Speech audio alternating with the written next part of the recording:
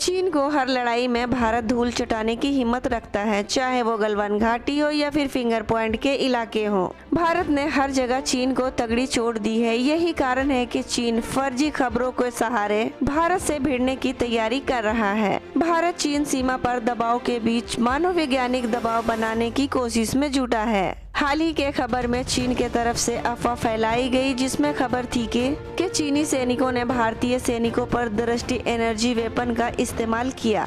चीनी सैनिकों के हमले से भारतीय सैनिकों के 2 पोस्टों का माहौल माइक्रोवेव वेवन जैसा हो गया। वहां तैनात भारतीय सैनिक उल्टियां करने लगे और उन्हें अपने कदम पीछे खींचने पड़े। ये खबर चीन के तरफ से फैलाई गई, जिस पर भारतीय सेना ने ट्रीक कर चीन के फर्जी खबरों की हवा निकाल दी। भारतीय सेना के तरफ से कहा गया कि यह दावा बिल्कुल फर्जी और बेतुका है। यह चीन के तरफ से मनोवैज्ञानिक दबाव बनाने की एक चाल है, जो उसकी पुरानी चालों जैसी है। अभी हाल ही में चीन ने मिसाइल लॉन्चर नुमा गुब्बारे सीमा पर तैनात किए थे।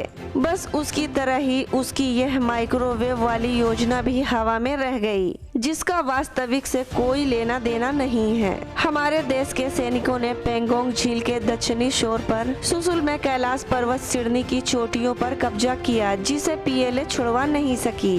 फिर क्या, उसने मनगढ़ंत कहानियों पर काम शुरू कर रहा है। भारतीय सैनिकों ने रणनीतिक तौर पर कई महत्वपूर्ण चोटियों पर अपनी मोर्चेबंदी दुरुस्त कर ली, तो चीन हताशा में अपनी प्रोपोगेंडा मशीनरी का इस्तेमाल करने लगा। उसकी इसी प्रोपोगेंडा मशीनरी ने एक अफवाह फैलाई कि चीनी सैनिकों ने एक भी गोली चलाए बिना भारतीय सैनिकों को 2 चोटियों से पीछे ढकेल दिया है। भारतीय सेना ने इस पर प्रतिक्रिया देते हुए अब कहा है कि यह दावा बिल्कुल झूठ के बुनियाद पर आधारित है। भारतीय सेना के तरफ से यहाँ तक के कहा गया है कि अगर चीनी सेना के इस माइक्रोवेव वाले झूठ अफवाह में भारतीय सेना ने अपनी 2 पोस्टें छोड़ दी हैं, तो चीन अभी भी भारत को उन चोटियों से हटने के लिए क्यों कह रहा है। भारतीय अधिकारी ने ये भी कहा है कि हमारे सैन्य टैंक और उपकरण अभी भी वहीं पर तैनात हैं। हम ऊंचाइयों से पीछे नहीं हटे हैं।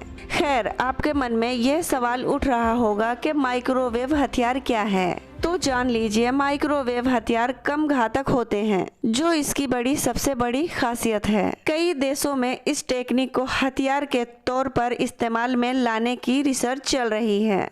माइक्रोवेव इलेक्ट्रोमैग्नेटिक रेडिएशन का ही एक रूप होता है। तो दोस्तों, नए आने वालों से अपील है, अगर आप हमारे चैनल पर नए हैं तो वीडियो को लाइक, चैनल को सब्सक्राइब जरूर करें। इससे मेरी हौसला अफजाई होती है और आपके तरफ से हमारा इनाम होता है।